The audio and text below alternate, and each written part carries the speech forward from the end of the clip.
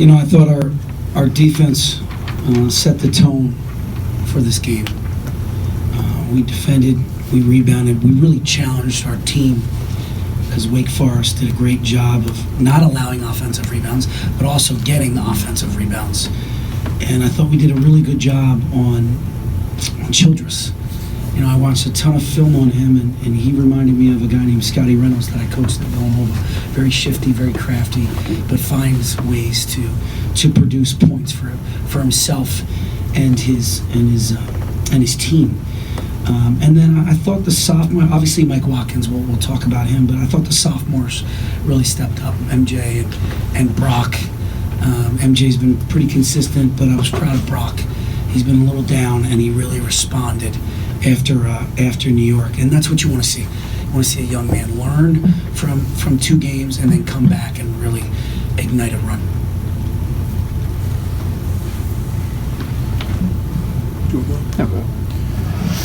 How important were the last 3 or so minutes of the first half? Because you had all those backup players in there, and what does that say about your 10th? You know what, Mark, I just said it to Steve Jones and Dick Girardi.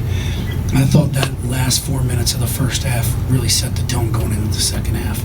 Lamar's on the bench, Jamari's on the bench, Mike was in and out, and I thought John and Seth Lundy and Curtis and Brock and MJ, obviously, I thought they really held down the fort, not even held down the fort, but increased the lead. I mean, to see that now, we did that at Syracuse as well. Seth Lundy's playing some good basketball right now. So it's nice to see that we can go deep into our bench and guys are producing. And with Miles, how do you handle that situation where he's kind of struggling and it looked like it caused him to commit a few turnovers? Do you have to be patient? What was your strategy in the second half? I was trying to get him one. I wanted him to see the ball go through the basket because he's not shooting poorly in practice. So he's just got to keep shooting, shoot the next one like it's the first one. And just it's right here now. It's in between the ears. His form is perfect, and his confidence. We just got to get his confidence going. He's got to see one go through the basket. That was my goal, especially in the last 8 minutes there, to try to get him one. And it just didn't find it. But he can't compound the problem. He can't allow it to affect his defense and rebounding. And he has leadership ability, so he can't let that affect that either. You guys took a double-digit lead pretty early.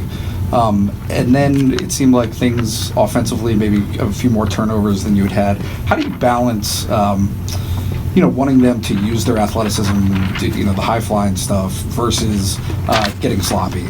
Yeah, and I talked to him about that. This is no time for hero or sloppiness. Be simple and solid. I want us to use our speed, and we play really fast. And we're going to have turnovers when you play fast. It is what it is. We're not playing like a Wisconsin or Michigan with Beeline where they have, single-digit turnovers. We're going to have some turnovers. As long as we keep it around 12, I think we're in a great shape. We're not giving too many live ball.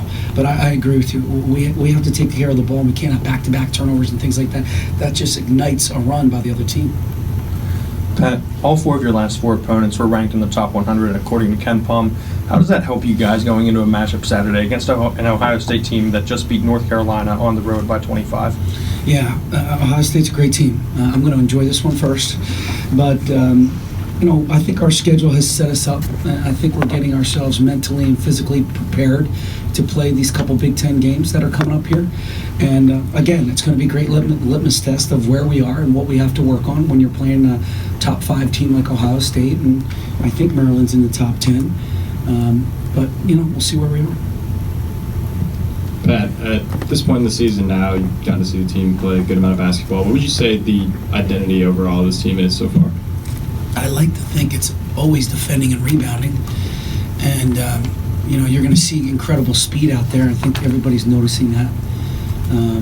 So I think we're a team that's sharing the ball, although we didn't have more assists than turnovers tonight, but typically we've been doing that. We've been sharing the ball a lot. So defend and rebound, that's who we are. That's what we're going to hang our hat on. And on the offensive end, a team that has incredible speed and athleticism that can play, 10 guys. It seems like Isaiah is knocking off the rust each and every game. Are you getting more and more out of him that you kind of expected?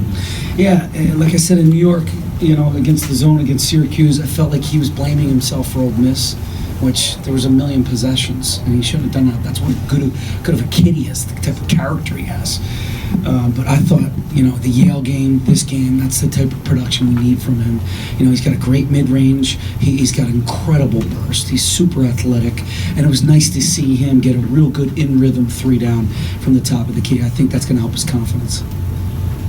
Pat, we touched on the run with, some of the backups in at the end of the first half, but are some of those guys helping you in other areas of the game? And if so, where did you see that impact tonight?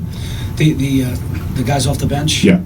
Well, first of all, the guys off the bench compete against the starters every single day. So I get furious when the starting team doesn't win every drill or every end-of-game situation or every segment. But that just tells you how good our second team is. I mean, it really, you could start 7 or 8 guys right now. So I shouldn't say second team, first team, because we got guys that can really play. But look, the way Brock is coming in with great energy, Curtis Jones is instant offense for us, Seth Lundy's playing, with incredible confidence. The way he played at Syracuse tonight, he's big, strong, physical, he's got a Big Ten body. And John Herrera is, the mother hen. He's covering up all our mistakes because he's so solid. He communicates the whole time. Anything else? Because I gotta go to bed. This is way too late. I had to have a coffee around 8:30. See you guys. Thank you.